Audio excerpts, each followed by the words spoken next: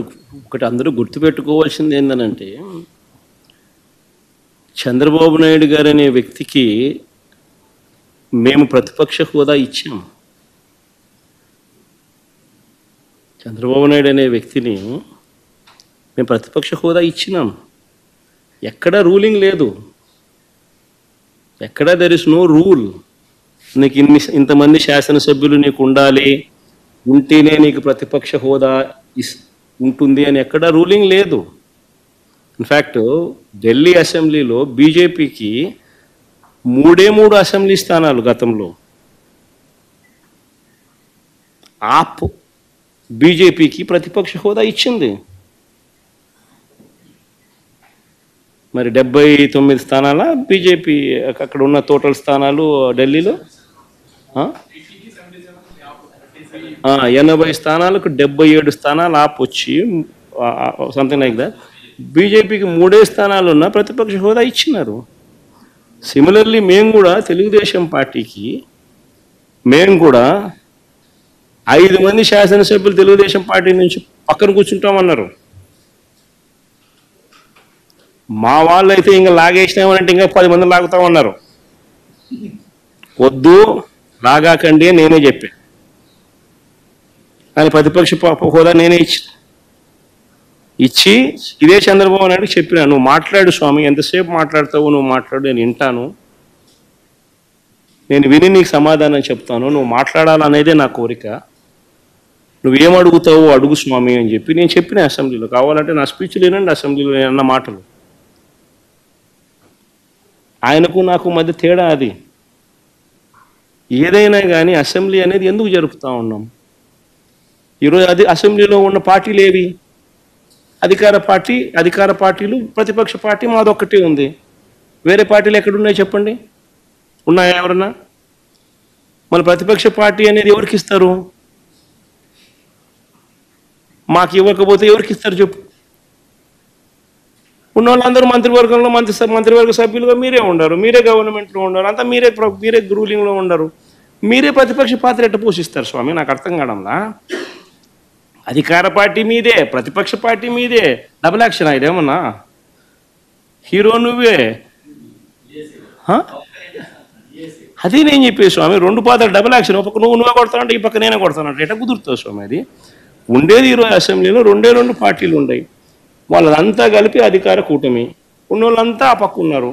ప్రతిపక్షం ఉన్నది మా పార్టీ తప్ప వేరే ఏ పార్టీ ఉంది? వేరే ఏ పార్టీ లేదు. సో వేరే ఏ పార్టీ లేనప్పుడు ప్రతిపక్షం అనేది ఎవరికి ఇవ్వాలి?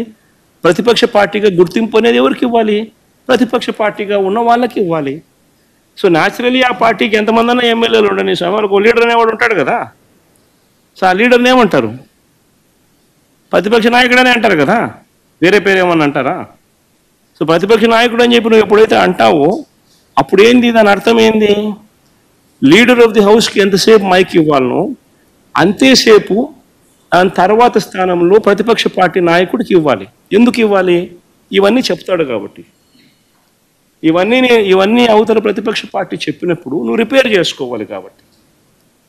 అది గవర్నమెంట్ చేయాల్సిన డ్యూటీ కాబట్టి, పని కాబట్టి. కానీ ఇక్కడేం జరుగుతూ ఉంది?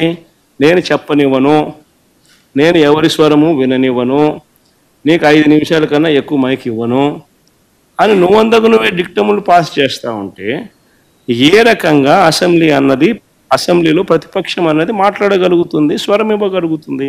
ఇప్పుడు మీరే అన్నారు 1.5 గంటల 2 గంటలు పట్టింది సార్ అని. మరి 1.5 గంటల 2 గంటలు పడుతుంది. మరి ఇవన్నీ నేను మాట్లాడిన మాటల్లో ఏదైనా ఒకటన్నా వేస్ట్ మాట ఏమన్నా ఉందా? బడ్జెట్కి సంబంధించిన డాక్యుమెంట్సే చూపించినాను, బడ్జెట్కి సంబంధించిన అంశాలే ప్రస్తావించినాను. మరి టైం పడుతుంది. మరి ఇంక పట్టకపోయినట్లుంటుంది చెప్పు? మరి వినాలా? అవతలోనికి మైక్ ఇస్తేనే కదా నువ్వు అవతలోడు చెప్పగలుగుతాడు. సార్ మీకు ప్రతిపక్ష హోదా అంశానికి సంబంధించి పవన్ కళ్యాణ్ ఒక కామెంట్ చేశారు. వైఎస్ఆర్ కాంగ్రెస్ పార్టీకి వచ్చినటువంటి ఓట్ల శాతాన్ని, సీట్ల శాతాన్ని బట్టి చూస్తే జర్మనీలో అయితేనే వస్తుంది, ఇక్కడ రాదు, ఇక్కడ 5 ఏళ్ళు రావడం కష్టం అని ఒక విమర్శ చేశారు సార్. ఆ మనిషి కార్పొరేటర్కి ఎక్కువ, ఎమ్మెల్యేకి తక్కువ. జీవితకాలంలో ఇప్పుడు ఎమ్మెల్యే ఒకసారి అయినాడయ్యా.